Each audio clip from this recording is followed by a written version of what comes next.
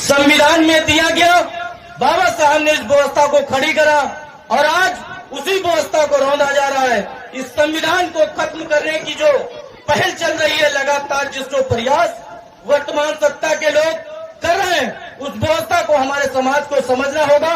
जब भी जहां भी जरूरत पड़ेगी समाज को, जहां भी समाज के ऊपर शोषण अत्याचार होगा, वहां भीम युवा संगठन के क्रांतिकारी साथी हम लोग आने का काम करेंगे। आप सबके सहयोग में खड़े रहेंगे।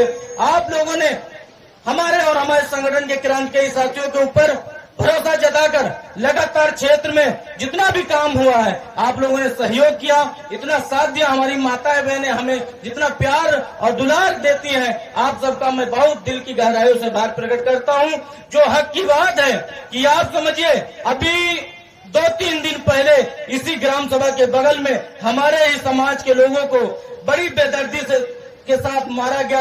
आज वो लड़का एम्स में भर्ती है। हम लोगों ने रात के 12 बजे मुकदमा लिखवाया, उसके बाद 3 बजे तक मेडिकल उसका करवाकर ऑपरेशन कराने का काम किया, पूरी व्यवस्था करी। लेकिन आप समझिए आपके साथ मारपीट क्यों हो रही है, आपके लोगों के साथ शोषण क्यों हो रहा है। आपका लड़का वहां एम्स में भर्ती है, जिंदगी और मौत की जंग लड़ रहा है। ये व्यवस्था कौन देखेगा, ये आपकी रक्षा सुरक्षा कौन करेगा। क्या ये सरकार का काम नहीं है? क्या इसमें से जितने भी समाज के लोग हैं, मैं उनसे पूछना चाहता हूं, क्या आप लोगों ने वोट नहीं दिया था? क्या आपके लोगों की हिस्सेदारी नहीं है सरकार में? सब कुछ है, सब कुछ आप लोगों ने किया है, सरकार भी बना दी आपका, लेकिन हक हुकूक नहीं मिला। आपके साथ शोषण अत्याचार हो रहा है, लगातार मारा पीटा जा रहा है। हमारे माननीय जो मुकद्दस जी और हमारी टीम के जो समाजवादी पार्टी के लोग जो भी यहाँ मौजूद है, इन लोगों के संघर्ष के बाद जो अर्जुन पासी का जो न्याय मिला, अर्जुन पासी की हत्या हुई, उसमें हम लोगों ने जेल काटी। हमारे क्रांतिकारी साथी 10 से 15 लोगों ने जेल काटी। हमारा छोटे भाई को भी जेल भेजा इसी सरकार ने, इसी प्रशासन ने। और इसलिए जेल भेजा क्योंकि हम लोग समाज की आवाज उठा रहे हैं, हम अपने समाज के हक अधिकार के लिए लड़ रहे हैं, अन्याय के खिलाफ लड़ रहे हैं। तो ये लोग समझते हैं कि इस आवाज को, इस व्यवस्था को खत्म करने के लिए मुकदमे और कहीं न कहीं व्यवस्था में उलझा दिया जाए, जिससे इनका हौसला टूट जाएगा। लेकिन हौसला टूटेगा नहीं, क्योंकि हमारे साथ हमारे बड़े भाई सीएल वर्मा जी, वीरेंद्र यादव जी खड़े हुए हैं। ऐसे लोग हमारे बीच में है तो हमारा हौसला कभी टूट नहीं सकता।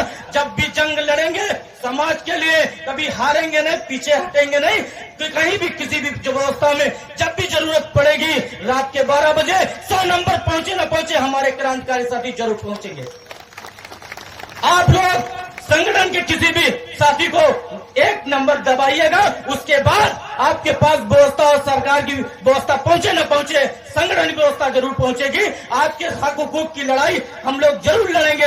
ऐसे ही मार्गदर्शन हमारे मार्गदर्शक कर समाज में, रायबरेली में खासकर जो हमारे मार्गदर्शक है भाई वीरेंद्र यादव जी, उनके माध्यम से हम लोग काफी काम किए। लगभग आपको बता देना चाहता हूं, वर्तमान में मैंने कई चीजें देखी है कि समाजवादी पार्टी के जितने भी हमारे क्रांतिकारी साथी, हमारे जो मार्गदर्शक हैं, ऐसे लोग जो लगातार शोषण हुआ, जहां हमारे लोगों को मारा गया, हमारी जहां हत्याएं हुई हमारे समाज की, वहां पर आर्थिक सहयोग देने का भी काम किया।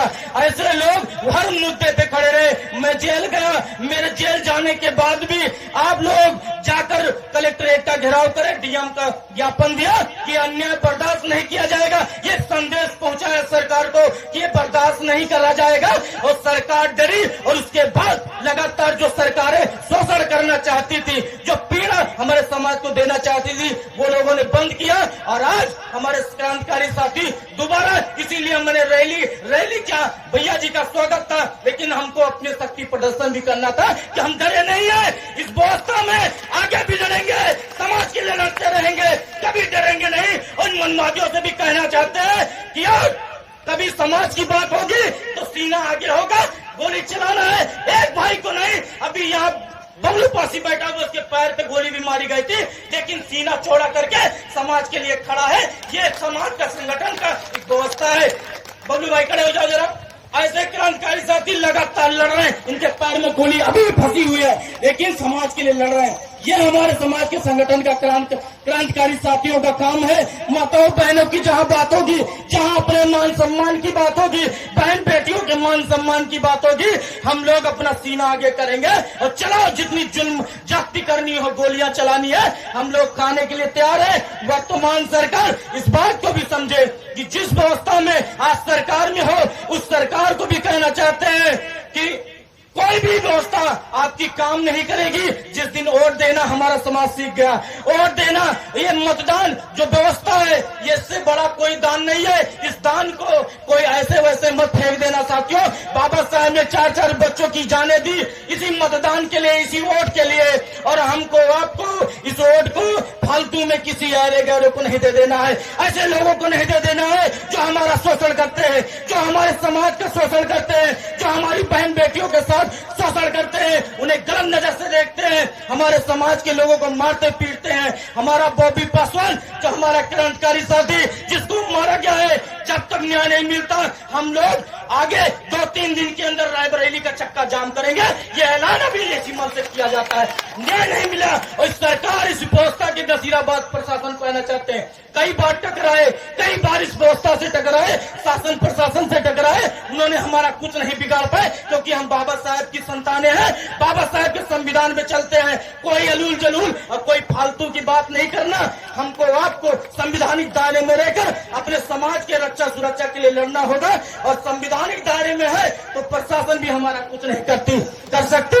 इसलिए जितने भी क्रांतिकारी साथी हैं, जिन्होंने इस व्यवस्था में हमको आपको सबको ताकत दी और आप लोगों ने नेतृत्व स्वीकार किया और आज यहाँ पर उपस्थित है, आप सब सभी साथियों का, क्रांतिकारी साथियों का मैं बहुत बहुत धन्यवाद आभार व्यक्त करता हूँ। अपना पूरा समय मैं बहुत चीजें बोलना भी चाहता हूँ, इच्छाएं भी हैं, आप सबका धन्यवाद भी करना चाहता हूँ, लेकिन इस समय को देखते हुए हमारे माननीय मुख्य अतिथि जी को सुनना है। मैं अपना सारा समय, हमारे जितने भी संगठन के साथी हैं, उनका सारा समय मैं अपने मुख्य अतिथि महोदय जी को देना चाहता हूँ। उनकी बात में सुनना चाहता हूँ, जो हमारे सहयोग में, हमारे साथ में अभी तक उन्होंने बैठ से खड़े होकर हमको सहारा दिया, हमें आगे बढ़ने का जो है मौका दिया, और इस व्यवस्था में हमको जो आगे बढ़ने की सीख दी है, उसे भी समाज के बीच में रखना चाहिए। मैं आपसे निवेदन करता हूँ कि समाज के लिए हम लोग कैसे आगे बढ़े, कैसे आगे इस समाज की व्यवस्था को आगे बढ़ाएं, इस समाज की रक्षा सुरक्षा ये कैसे लड़े, इस व्यवस्था में आप लोग मार्गदर्शन करिए।